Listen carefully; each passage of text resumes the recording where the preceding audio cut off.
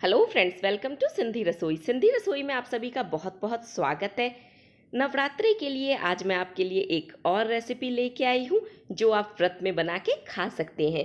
ये है व्रत की खिचड़ी की रेसिपी। इसे आप आलू की सब्जी के साथ सर्व करें, ये बहुत टेस्टी लगेगी। तो व्रत वाली खिचड़ी बनाने के लिए मैंने यहाँ पे लिया है 1 कप सामक का चावल। इसे बहुत से लोग समा के चावल भी कहते हैं। इसको मैंने आधे घंटे पहले भिगो दिया। उसके बाद इसे 3 से 4 बार पानी से धो के साफ किया है। इसी के साथ हमें चाहिए 1 कटा हुआ टमाटर, 1 मीडियम आलू जिसे मैंने फाइनली चॉप किया है, 1 मीडियम गाजर, इसे भी मैंने बिल्कुल बारीक काटा है, 2 से 3 चम्मच मूंगफली के दाने, 1 छोटा चम्मच सेंधा नमक, आधा छोटा चम्मच लाल मिर्च पाउडर, आधा छोटा चम्मच हल्दी पाउडर। दोस्तों, बहुत से लोग व्रत में हल्दी नहीं खाते हैं। अगर आप भी नहीं खाते तो इसे आप स्किप कर सकते हैं, ये टोटली ऑप्शनल है। 1 छोटा चम्मच जीरा, 3 से 4 हरी मिर्च जिसे मैंने बिल्कुल बारीक काटा है। तो यहाँ पे मैंने लिया है एक पैन, इसमें मैं डालूंगी 1 कड़छी रिफाइन ऑयल। आप घी में भी खिचड़ी को बना सकते हैं। तेल अच्छे से गर्म हो गया है। अब हमें इसमें मूंगफली को रोस्ट करना है। यहाँ पे मैंने ये मूंगफली डाल दी और इसे कंटिन्यूसली चलाते हुए हाई फ्लेम पे हम रोस्ट करेंगे जब तक कि इसके छिलके पे हमें क्रैक्स नज़र नहीं आ जाते और ये अच्छे से गोल्डन ब्राउन नहीं हो जाती। ये देखिए, आप देख सकते हैं मूंगफली का कलर अब टोटली चेंज हो गया है। इसमें अच्छा सा ब्राउन कलर आ गया है और उसके छिलके पे क्रैक्स भी आ गए हैं, यानी कि ये अच्छे से पक चुकी है। तो बस फ्लेम को मैंने कर दिया है लो और अब इसे निकाल लूँगी और इस बचे हुए ऑयल में ही हम खिचड़ी बनाएंगे।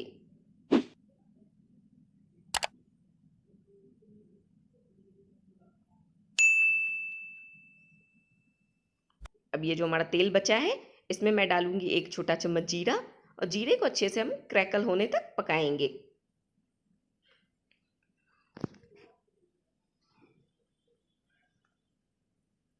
ये देखिए दोस्तों, जीरा अच्छे से भुन चुका है।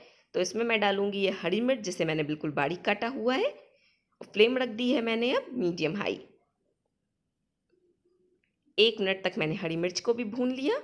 अब इसमें डालूंगी कटा हुआ टमाटर। मैं यहाँ पे दोस्तों 1 बड़ा टमाटर यूज़ कर रही हूँ। अगर आपको खिचड़ी में थोड़ा खट्टा टेस्ट पसंद है तो आप यहाँ पे 2 टमाटर भी यूज़ कर सकते हैं। और अब यहाँ पे डालूंगी थोड़ा सा पानी, बिल्कुल ज़रा सा, ताकि टमाटर की कुकिंग अच्छे से हो सके और ये अच्छे से सॉफ्ट और मैशी होएं।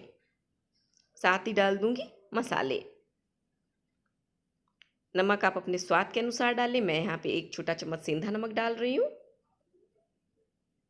आधा छोटा चम्मच लाल मिर्च पाउडर, आधा छोटा चम्मच हल्दी पाउडर।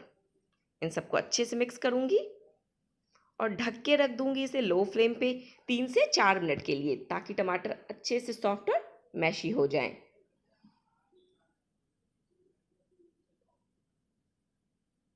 बहुत इजी है दोस्तों ये खिचड़ी बनाना और खाने में बहुत टेस्टी लगती है ये देखिए 3-4 मिनट के बाद आप देख सकते हैं अब टमाटर अच्छे से गल चुके हैं। तो इसे स्पैचुला से हम इस तरीके से क्रश करेंगे ताकि इसकी चटनी सी यहाँ पे फॉर्म हो सके। और फ्लेम रख दी है मैंने लो। ये देखिए टमाटर अच्छे से क्रश हो गए। तो अब इसमें डालूंगी सब्जियां, बारीक कटी हुई गाजर, साथ ही बारीक कटे हुए आलू। सब्जी दोस्तों आप मोटी मोटी बिल्कुल भी नहीं काटेंगे, क्योंकि हमें समा के चावल के साथ सब्जियों को नहीं पकाना है। समा के चावल काफ़ी जल्दी पक जाते हैं। अभी थोड़ा सा पानी डाल के ही बस हम सब्जी को पकाएंगे। तो अगर आप बहुत मोटी सब्जियां काटेंगे तो वो गलेंगी नहीं, खिचड़ी पक जाएगी और सब्जियां खाने में कच्ची लगेंगी। इसीलिए जितना हो सके सब्जियों को बारीक काटें। इससे भी अच्छे से मिक्स किया मसाले के साथ।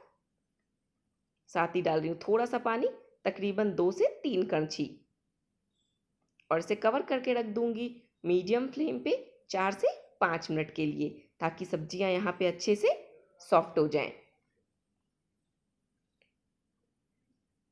फ्लेम हमें लो नहीं रखनी और फ्लेम बहुत हाई भी नहीं रखनी है। ये देखिए मीडियम फ्लेम पे मैं इसे पका रही थी। 4 से 5 मिनट के बाद अब हम चेक करेंगे कि ये सब्जी गली है या नहीं। तो आलू को हम क्रश करके देखेंगे, क्योंकि गाजर तो जल्दी पक जाती है लेकिन आलू को पकने में टाइम लगता है। ये देखिए आलू अच्छे से स्पैचुला से टूट गया, यानी कि अच्छे से गल चुका है। तो बस इसी टाइम पे हम यहाँ पे ऐड कर देंगे ये भिगोए हुए समा के चावल और इसे कंटिन्यूअसली चलाते हुए हाई फ्लेम पे भूनेंगे जब तक इसमें जो ये पानी है ये ख़त्म नहीं हो जाए।